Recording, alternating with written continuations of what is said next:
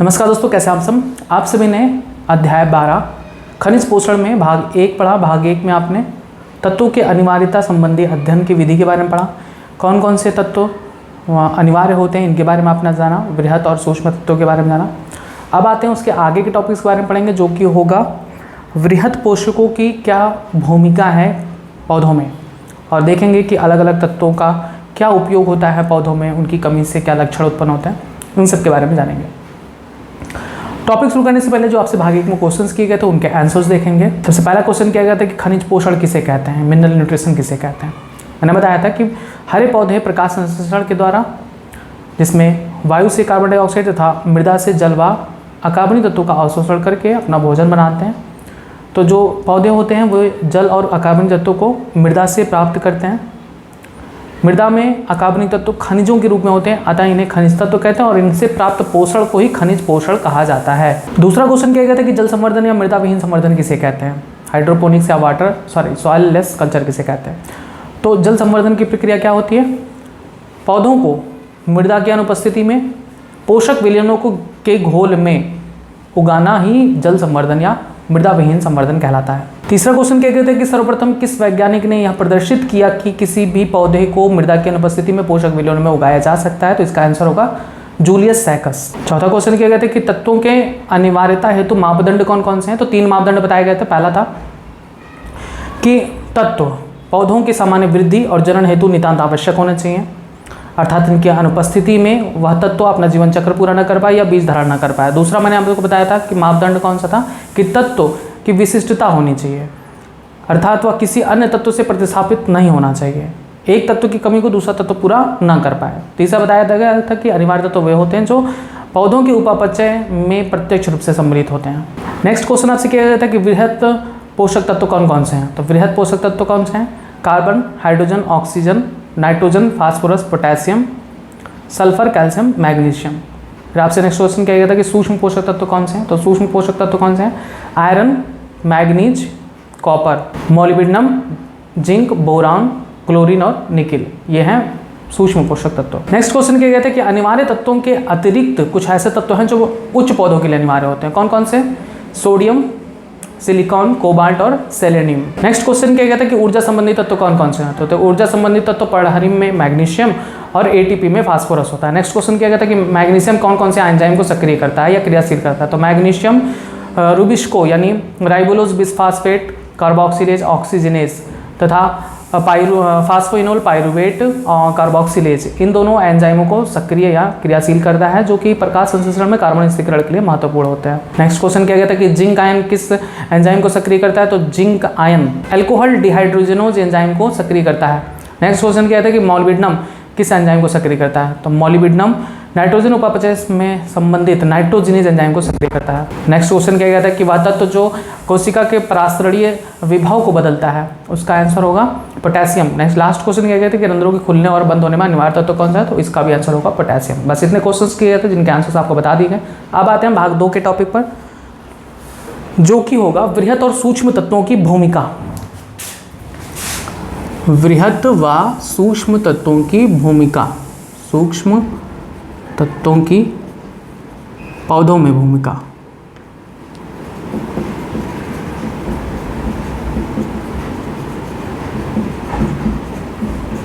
ठीक है, role of macro and micro nutrients in plant, micro elements in plants.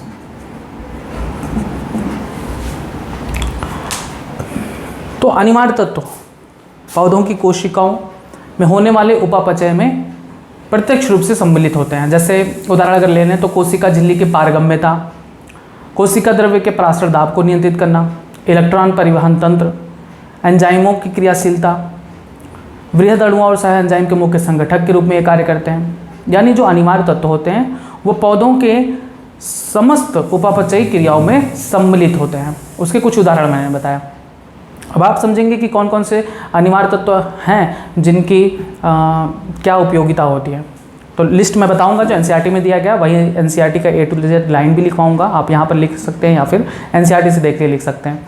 तो जो अनिवार्य तत्व हैं जितने भी आपको बताए जाएंगे, नाइट्रोजन, फास्फोरस, पोटेशियम, जो भी बताए जाएंगे, उनमें 3 चीज़ प्रमुख होती हैं। एक तो ये कि किस रूप में पौधे उस तत्व को अवशोषित करते हैं, दूसरा उस तत्व की उपयोगिता उस पौधे में क्या है, और तीसरा कौन सी कोशिकाओं में ज़्यादातर ये उपयोगी होते हैं। ठीक, तो आप हेडिंग लग के पहले ये लिखेंगे कि वृहद व सूक्ष्म तत्वों की पौधों में भूमिका। इसमें लिखेंगे कि अनिवार्य तत्व पौधों की कोशिकाओं में होने वाले उपापचय में सम्मिलित होते हैं। उदाहरण के रूप में कोशिका झिल्ली की पारगम्यता, कौमा कोशिका द्रव्य के परासरण दाब को नियंत्रित करना, कौमा इलेक्ट्रॉन परिवहन तंत्र, कौमा एंजाइमों की क्रियाविधि तथा वृहद अणुओं व सह एंजाइम के मुख्य संगठक के रूप में कार्य करते हैं। नेक्स्ट लाइन से लिखेंगे कि आवश्यक अनिवार्य तत्वों के रूप व उनके क्रियाएं निम्नानुसार हैं। इसमें सबसे पहला तत्व हम पढ़ेंगे नाइट्रोजन। मैंने आपको बताया सबसे पहले आपको क्या पढ़ना है किसी भी तत्व के बारे में, तो किसी भी तत्व के बारे में आपको क्या पढ़ना है कि उस तत्व को पौधे किस रूप में ग्रहण करते हैं, और दूसरा कि उस तत्व का पौधे में क्या कार्य है, और तीसरा कौन सी कोशिकाओं में लगभग ये ज़्यादा उपयोगी होते हैं। तो याद करते चलेंगे। नाइट्रोजन को पौधे नाइट्रेट के रूप में अवशोषित करते हैं, NO3 निगेटिव के रूप में अवशोषित करते हैं। मुख्य रूप से किस रूप में अवशोषित करते हैं? नाइट्रेट के फॉर्म में। लेकिन थोड़ी मात्रा में, कुछ मात्रा में पौधे नाइट्रोजन को नाइट्राइट के रूप में भी अवशोषित करते हैं, और कुछ मात्रा में अमोनियम आयन के रूप में भी पौधे नाइट्रोजन को अवशोषित करते हैं। नाइट्रोजन की उपयोगिता पौधों की किन कोशिकाओं में होती हैं? तो ज़्यादातर यह विभज्योतक कोशिकाओं में,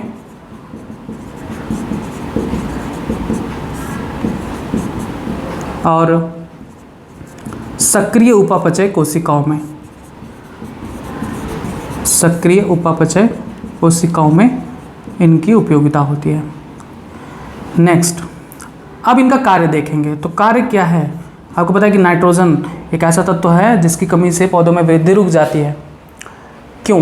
क्योंकि नाइट्रोजन प्रोटीन को बनाने के लिए भी उपयोगी होता है, न्यूक्लिक अम्ल के निर्माण में सहायक होता है। न्यूक्लिक अम्ल आपको पता है, न्यूक्लिक अम्ल चैप्टर 9 में आपने पढ़ा था जैविक अणु में। न्यूक्लिक अम्ल किससे मिलकर बना होता है? न्यूक्लिक अम्ल बना होता है नाइट्रोजन क्षार, पेट्रोसर का फास्फोरस से। तो नाइट्रोजन क्षार के लिए तो नाइट्रोजन चाहिए ही, यानी नाइट्रोजन प्रोटीन के निर्माण में, न्यूक्लिक अम्ल के निर्माण में, हार्मोन और विटामिन, इन सभी के निर्माण में आवश्यक होता है। ठीक, बस ये था नाइट्रोजन के बारे में। आप इतना याद करेंगे और फिर इसके बाद अभी हम लिखवा देंगे। नाइट्रोजन की उपयोगिता क्या है? पहले तो ये समझिए कि नाइट्रोजन पौधे किस रूप में अवशोषित करते हैं। तो नाइट्रोजन पौधे नाइट्रेट के रूप में अवशोषित करते हैं। अब यहाँ पर आपको आगे बताया जाएगा कि नाइट्रेट कहीं पाया नहीं जाता। नाइट्रोजन वातावरण में नाइट्रोजन गैस के रूप में उपस्थित होता है। पौधे नाइट्रोजन गैस को उसी रूप में अवशोषित नहीं कर पाते। ये सब क्वेश्चन आपको आगे बताया जाएगा। ये सब बहुत इंपॉर्टेंट है। नाइट्रोजन का फिक्सेशन होता है, वो फिक्सेशन करने के लिए उसमें बैक्टीरियाज पाई जाती हैं मृदा में, तो वो बैक्टीरिया नाइट्रोजन को अलग अलग फॉर्म में कन्वर्ट करती हैं, और फाइनली जब नाइट्रेट बनता है तब नाइट्रेट को ही पौधे अवशोषित कर पाते हैं। कुछ मात्रा में नाइट्राइट में भी अवशोषित कर लेते हैं, कुछ मात्रा में अमोनियम आयन के रूप में भी अवशोषण होता है। नाइट्रोजन विभज्योती कोशिकाओं और सक्रिय उपापचयी कोशिकाओं के लिए महत्वपूर्ण होता है। इनका कार्य है प्रोटीन, न्यूक्लिक अम्ल, हार्मोन और विटामिन का संश्लेषण करना।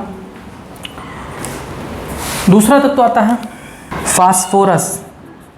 पहले हम समझेंगे कि फास्फोरस को ये किस रूप में अवशोषित करते हैं।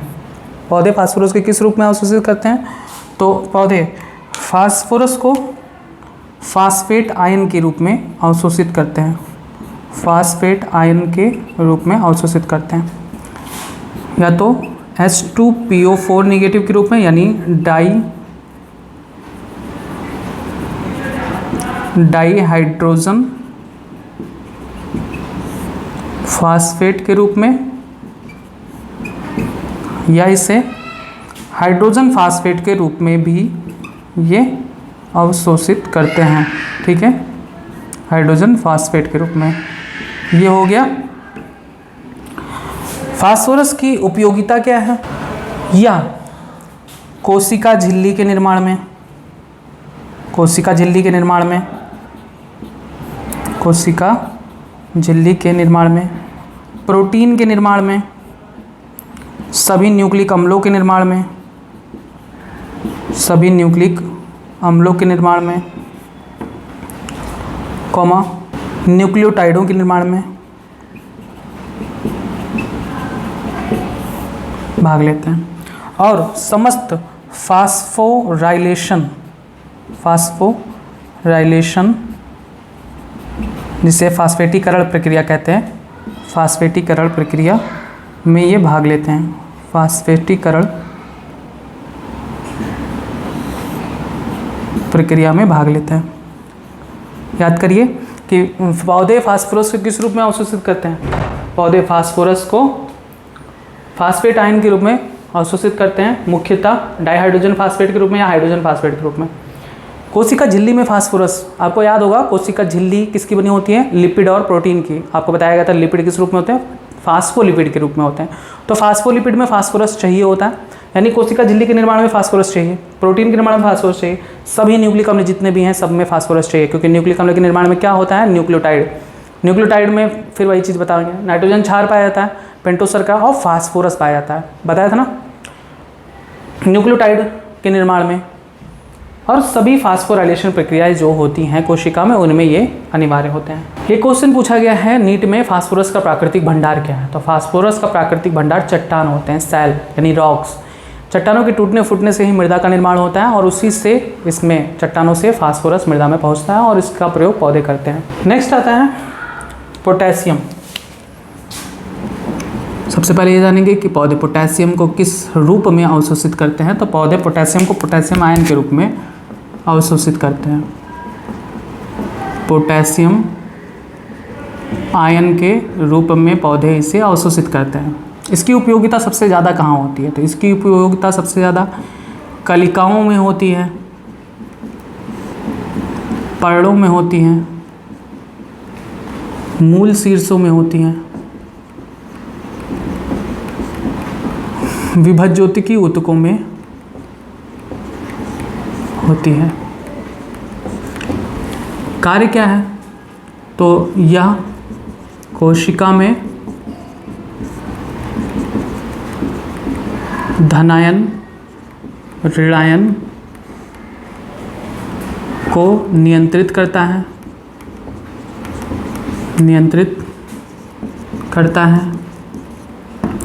रंध्रों के खुलने और बंद होने में सहायता करता है,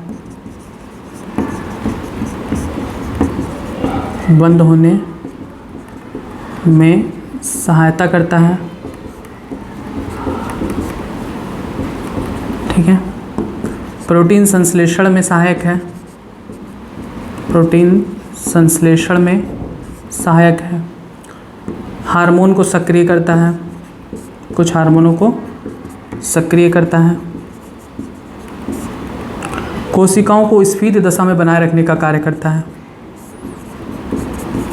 कोशिका को स्फीत दशा में बनाए रखने का कार्य करता है। इतने कार्य हैं, याद करिए। पोटेशियम को किस रूप में अवशोषित करते हैं पौधे, पोटेशियम को पोटेशियम आयन के रूप में अवशोषित करते हैं। इनकी उपयोगिता सबसे ज़्यादा किन कोशिकाओं में होती है, कलिकाओं में होती है, पर्णों में होती है यानी पत्तियों में, मूल शीर्षों में होती हैं यानी जो जड़ के अग्रभाग होते हैं वहाँ होती है, विभज्योतिकी ऊतकों यानी जो विभाजन करने वाली कोशिकाएं होती हैं उनमें होती हैं। कार्य क्या करता है, कोशिका में धनायन ऋणायन यानी पॉजिटिव और नेगेटिव चार्ज को मेंटेन करता है, रंध्रों के खुलने और बंदों में सहायता करता है, प्रोटीन संश्लेषण में सहायता करता है, हार्मोन को सक्रिय करता है, कोशिका को स्फीत दशा में बनाए रखने का कार्य करता है। अगला तत्व आता है कैल्शियम।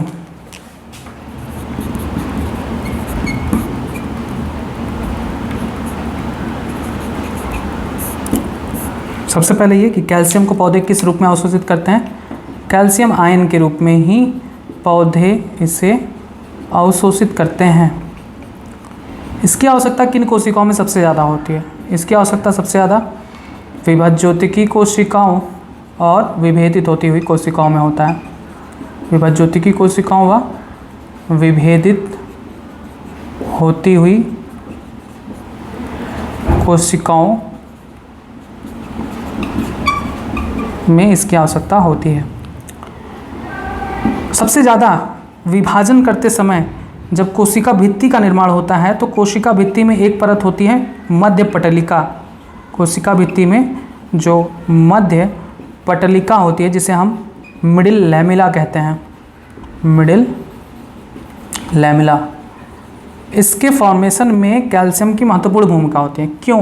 क्योंकि मध्य पटलिका बनी ही होती है कैल्शियम और मैग्नीशियम पेक्टेट की, कैल्शियम व मैग्नीशियम पेक्टेट की बनी होती है। तो आप बताइए कि अगर कैल्शियम और मैग्नीशियम पेक्टेट की मध्य पटलिका बनी होती है तो मध्य पटलिका के निर्माण के लिए कैल्शियम अनिवार्य है ना। यहाँ पर ये बात याद रखेंगे। ये क्वेश्चन भी पूछा गया है कि कोशिका भित्ति की मध्य पटलिका किसकी बनी होती है, तो कोशिका भित्ति की मध्य पटलिका बनी होती है कैल्शियम और मैग्नीशियम पेक्टेट की। इसके बावजूद भी यह समसूत्री तर्कु यानी जो डिवीज़न होता है उसमें जो स्पिंडल फाइबर्स यानी तर्कु निर्माण होता है उसमें भी ये सहायता करते हैं।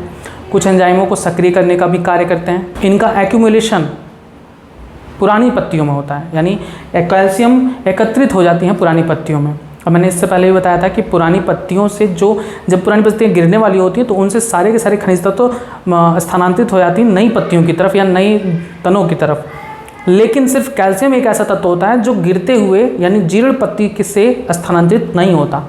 ठीक है, कैल्शियम का प्रयोग आपने देखा कि कैल्शियम का मध्य पटलिका में सबसे डायरेक्ट ही इसका इन्वॉल्वमेंट है। दूसरा समसूत्रित तर्कों के निर्माण में होता है, कई एंजाइमों को सक्रिय करता है। कोशिका के उपापचय में भी यह सहायता करता है। पहले आप चारों लिख लेंगे। सबसे पहले आप हेडिंग डालेंगे नाइट्रोजन, लिखेंगे पौधे नाइट्रोजन को मुख्य रूप से नाइट्रेट के रूप में अवशोषित करते हैं, लेकिन इनकी कुछ मात्रा नाइट्राइट व अमोनियम आयन के रूप में भी अवशोषित की जाती है। लिखेंगे इसकी अनिवार्यता पौधों की सभी भागों मुख्यतः विभज्योतिकी कोशिकाओं और सक्रिय उपापचय कोशिकाओं में होती है। लिखेंगे नाइट्रोजन प्रोटीन, न्यूक्लिक अम्ल, हार्मोन तथा विटामिन का मुख्य संगठक होता है। नेक्स्ट आप हेडिंग डालेंगे फास्फोरस। लिखेंगे पौधे फास्फोरस को मुख्य रूप से फास्फेट आयन जिसमें डाइहाइड्रोजन फास्फेट के रूप में तथा हाइड्रोजन फास्फेट के रूप में अवशोषित करते हैं। यह कोशिका झिल्ली, प्रोटीन, सभी न्यूक्लिक अम्ल व न्यूक्लियोटाइडों का मुख्य संगठक होता है तथा फास्फोराइलेशन प्रक्रिया में इसकी प्रमुख भूमिका होती है। अब आप नेक्स्ट हेडिंग डालेंगे तीसरा पोटेशियम और लिखेंगे पौधों द्वारा पोटेशियम का पोटेशियम आयन के रूप में अवशोषण होता है। लिखेंगे इसकी पौधों में कलिकाओं, पर्णों, मूल शीर्षों तथा विभज्योतिकी ऊतकों में अधिक मात्रा में आवश्यकता होती है।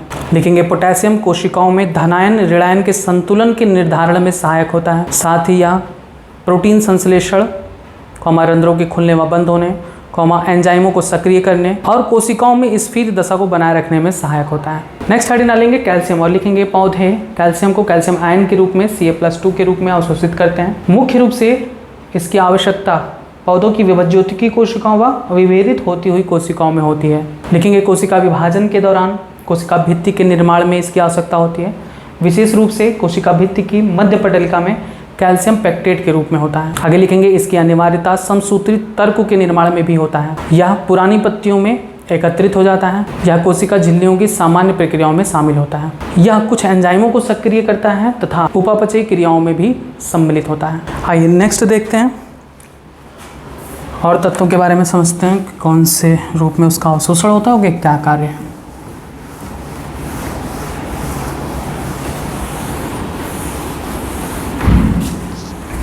ये सारी चीज़ें हर साल कहीं ना कहीं नीट में पूछी जाती हैं। इन सभी को जैसे एनसीईआरटी में लिखा है उसी तरीके से आपको याद कर डालना है। नेक्स्ट आता है मैग्नीशियम।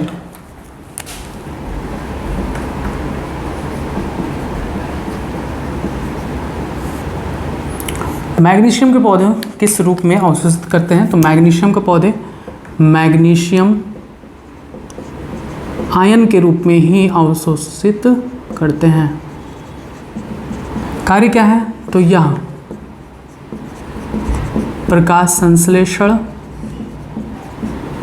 व श्वसन में भाग लेने वाले एंजाइमों को सक्रिय करता है।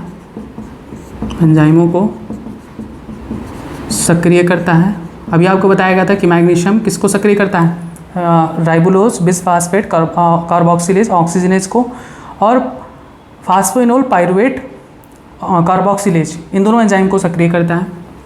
साथ ही डीएनए व आरएनए के संश्लेषण में सहायक होता है। नेक्स्ट, यह क्लोरोफिल के वलय संरचना का संघटक होता है। साथ ही यह राइबोसोम के दोनों उप इकाइयों को बांधने का कार्य करता है।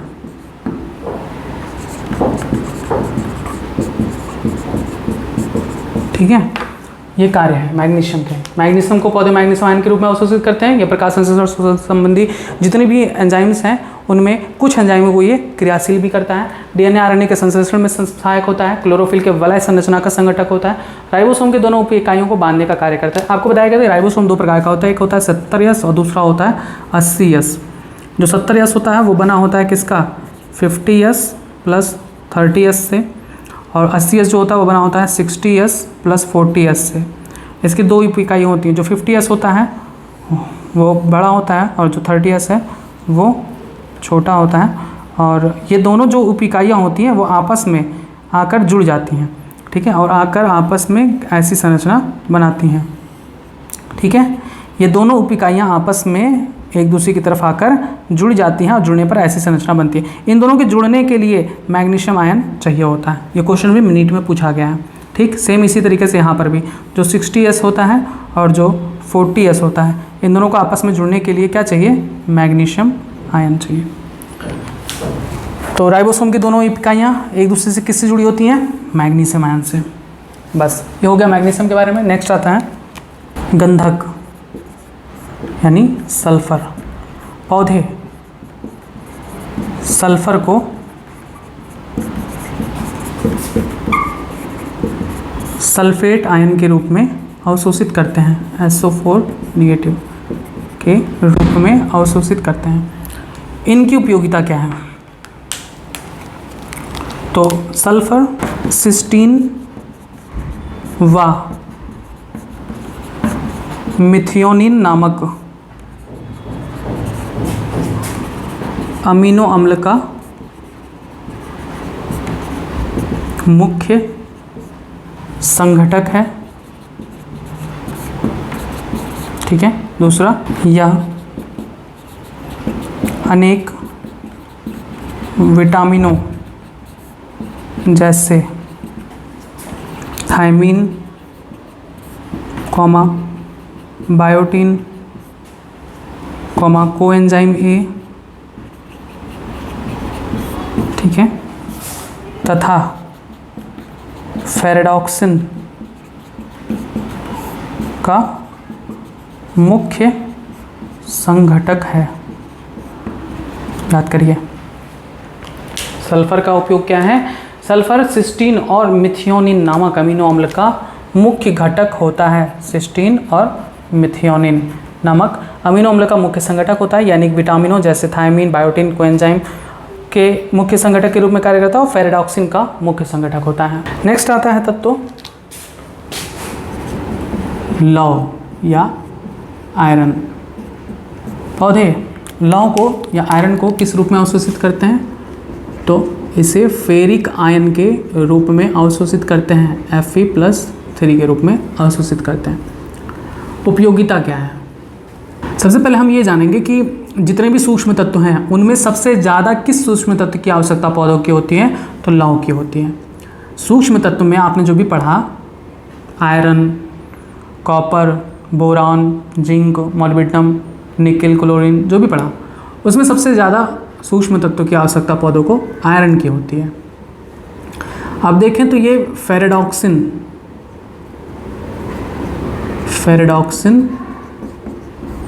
और साइटोक्रोम का मुख्य संगठक होता है, मुख्य संगठक होता है। और ये दोनों किस में इन्वॉल्व होते हैं, फेरेडॉक्सिन और साइटोक्रोम, ये दोनों इलेक्ट्रॉन परिवहन तंत्र में सम्मिलित होते हैं। यानी हम कह सकते हैं कि लौह की आवश्यकता किस में होती है, इलेक्ट्रॉन परिवहन तंत्र में, इलेक्ट्रॉन ट्रांसपोर्ट सिस्टम में। आपको बताया जाएगा प्रकाश संश्लेषण में, श्वसन में, ये सब बताई जाएगी। फेरेडॉक्सिन और साइटोक्रोम इलेक्ट्रॉन परिवहन तंत्र के मुख्य भाग होते हैं, प्रोटीन होते हैं, और इन प्रोटीन के निर्माण में लौह जरूरी होता है और इस प्रकार से ये इलेक्ट्रॉन परिवहन तंत्र में सहायक होता है। और इनमें इलेक्ट्रॉन परिवहन तंत्र के समय इनका विपरीत ऑक्सीकरण होता है, यानी Fe+2 से Fe+3 के दिशा में विपरीत ऑक्सीकरण होता है।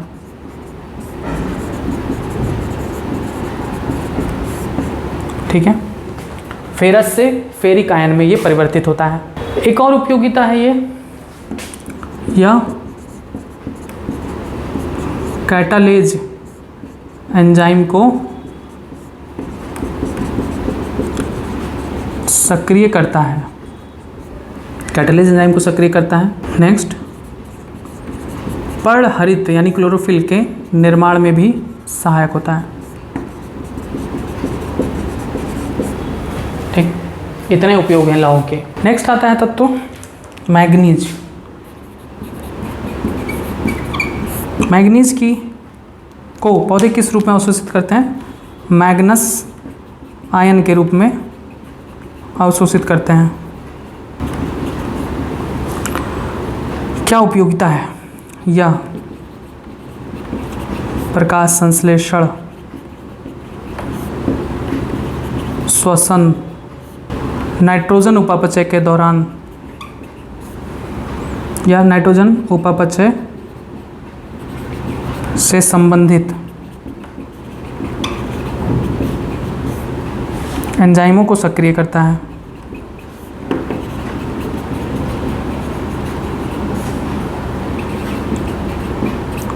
सबसे महत्वपूर्ण कार्य मैग्नीज का होता है कि यह प्रकाश संश्लेषण के समय जल को विखंडित करता है।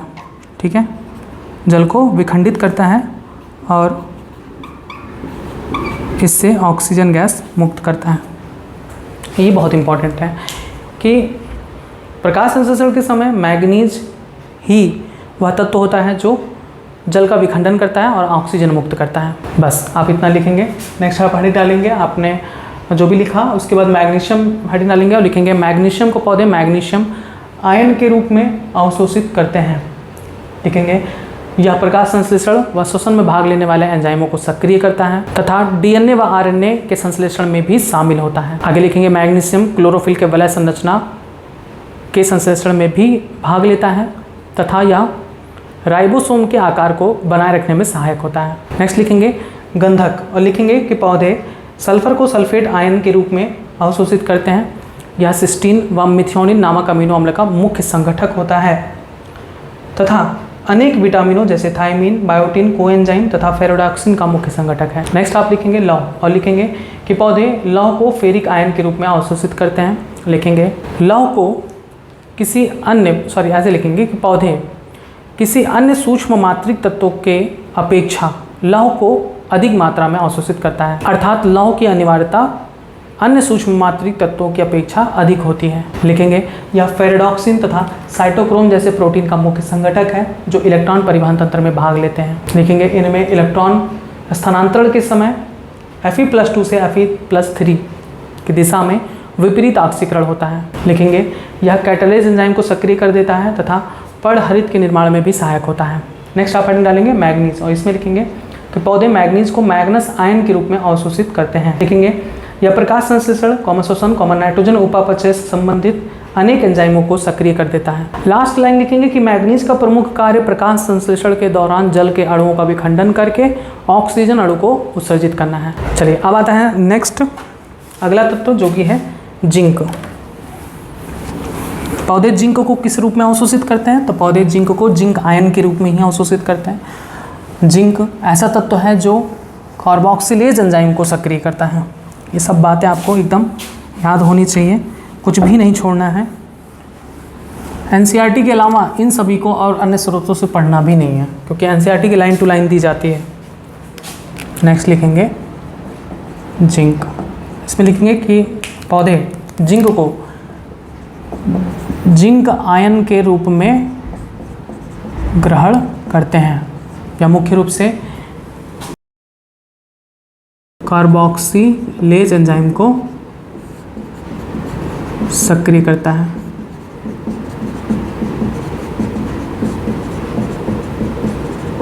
तथा इसकी आवश्यकता ऑक्सिन संश्लेषण में होती है। ऑक्सिन एक पादप हार्मोन ऑक्सिन संश्लेषण में होती है। नेक्स्ट तांबा यानी कॉपर। तो पौधे इसे किस रूप में अवशोषित करते हैं? तो पौधे इसे क्यूप्रिक आयन के रूप में अवशोषित करते हैं, Cu+2। इसकी आवश्यकता क्या है? या पादपों के समग्र उपापचय क्रियाओं में सम्मिलित होता है।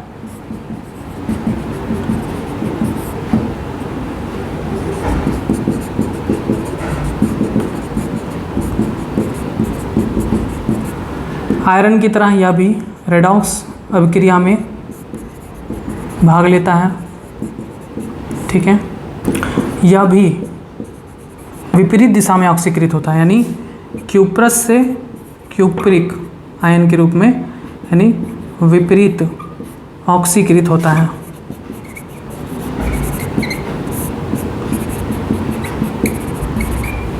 Next boron. बोरान को पौधे किस रूप में अवशोषित करते हैं? या तो इसे बोरेट के रूप में अवशोषित करते हैं, BO3 डबल नेगेटिव, या टेट्राबोरेट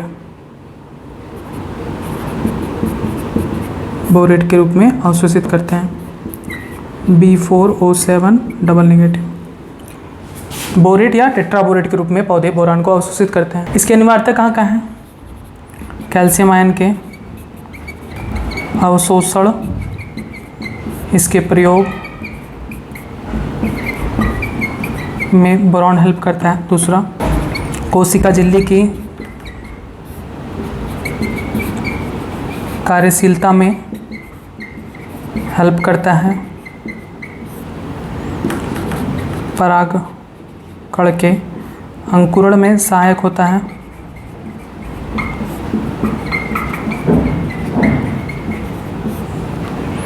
कोशिका दीर्घीकरण, कोशिका विभेदन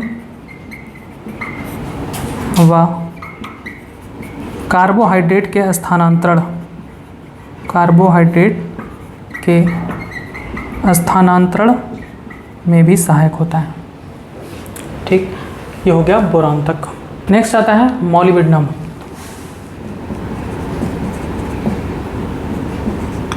मॉलिब्डेनम को पौधे मॉलिब्डेनम आयन के रूप में अवशोषित करते हैं।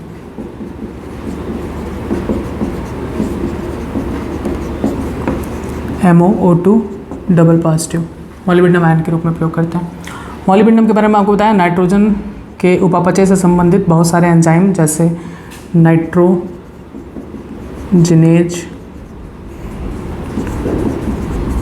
नाइट्रेट रिडक्टेज आदि एंजाइमों को सक्रिय करने का कार्य करता है। मॉलिब्डेनम मुख्य रूप से किसके लिए उपयोगी है? नाइट्रोजन स्थिरीकरण से संबंधित क्रियाओं में उपयोगी होता है। नाइट्रोजिनेज, नाइट्रेट रिडक्टेज इन सभी का मुख्य संघटक होता है। नेक्स्ट आता है क्लोरीन। क्लोरीन को पौधे किस रूप में अवशोषित करते हैं? तो क्लोरीन को क्लोराइड आयन के रूप में पौधे अवशोषित करते हैं, Cl नेगेटिव। क्या कार्य है? तो कोशिका में यह पोटेशियम और सोडियम के साथ मिलकर, सोडियम के साथ मिलकर कैटायन, एनायन संतुलन में भाग लेता है। ठीक है, कोशिका में जो कैटायन एनायन है यानी धनात्मक ऋणात्मक, इनके संतुलन में क्लोरीन सहायता करता है पोटेशियम और सोडियम के साथ मिलकर। यह भी क्लोरीन भी मैग्नीज की तरह प्रकाश संश्लेषण में, जल के अणु के विखंडन में भी सहायक होता है और इससे ऑक्सीजन मुक्त होता है। बस ये था आखिरी क्लोरीन तक। अब यहाँ से आप नोट करेंगे, हेडिंग डालेंगे जिंक और लिखेंगे कि पौधे जिंक को जिंक आयन के रूप में अवशोषित करते हैं। लिखेंगे कि जिंक आयन कार्बोक्सिलेज एंजाइम को सक्रिय करता है तथा यह ऑक्सीजन के संश्लेषण में भी सहायता करता है। नेक्स्ट आता है तांबा यानी कॉपर। इसमें लिखेंगे कि पौधे तांबे को क्यूप्रिक आयन के रूप में अवशोषित करते हैं। यह पौधों के समग्र उपापचय क्रियाओं में सम्मिलित होता है तथा लौह की तरह रिडॉक्स अभिक्रिया में जुड़े विभिन्न एंजाइमों के साथ संलग्न होता है तथा यह भी विपरीत दिशा में Cu+ से Cu+2 यानी क्यूप्रस से क्यूप्रिक आयन के दिशा में विपरीत ऑक्सीकृत होता है। नेक्स्ट हेडिंग डालेंगे बोरॉन। लिखेंगे boron borate BO3 double negative या टेट्राबोरेट B4O7 डबल नेगेटिव के रूप में अवशोषित किए जाते हैं। इनकी अनिवार्यता कैल्शियम आयन के अवशोषण तथा इसके प्रयोग में, कोशिका झिल्ली की कार्यशीलता, परागकण के अंकुरण में, कोशिका दीर्घीकरण, कोशिका विभेदन व कार्बोहाइड्रेट के स्थानांतरण में होता है। नेक्स्ट आप हेडिंग डालेंगे मॉलिबेडनम। लिखेंगे पौधे मॉलिबेडनम को मॉलिबेडनम आयन के रूप में अवशोषित करते हैं।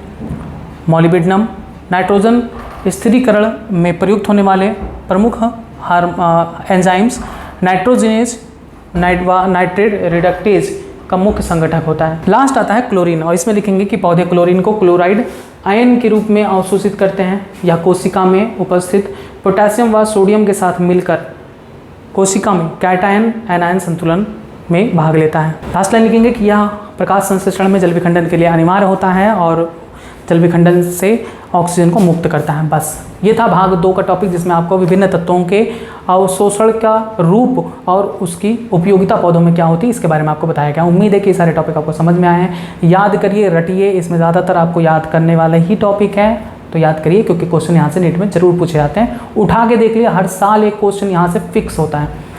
तो क्वेश्चन कैसे भी आ सकते हैं मैं नहीं जानता, तो जो भी आपको बता रहा हूँ, जो भी लिखवा रहा हूँ, उसे याद करिए। कुछ क्वेश्चन हैं जिनके आंसर आप जरूर दें। पहला क्वेश्चन कि पौधों की वृद्धि के लिए सबसे प्रमुख अनिवार्य तत्व कौन सा होता है। दूसरा क्वेश्चन सूक्ष्म तत्वों में वह तत्व कौन सा है जिसकी अधिक मात्रा पौधों को चाहिए होती है। नेक्स्ट क्वेश्चन पौधे नाइट्रोजन को किस किस रूप में अवशोषित कर सकते हैं। नेक्स्ट धनायन ऋणायन के संतुलन में कोशिका के धनायन ऋणायन संतुलन में आवश्यक तत्व कौन सा होता है। नेक्स्ट पौधों की स्फीत दशा को बनाए रखने के लिए महत्वपूर्ण तत्व कौन सा है। नेक्स्ट क्वेश्चन कोशिका भित्ति की मध्य पटलिका किससे मिलकर बनी होती है। नेक्स्ट क्वेश्चन राइबोसोम के दोनों उप इकाई एक दूसरे से किस तत्व के द्वारा जुड़े होते हैं। नेक्स्ट फेरेडॉक्सिन का मुख्य संगठक कौन है। बस इतने क्वेश्चन हैं, बाकी टॉपिक जो भी है वो आपको भाग 3 में बताया जाएगा। तब तक आप जुड़े रहें बायोलॉजी हिंदी चैनल के साथ। धन्यवाद।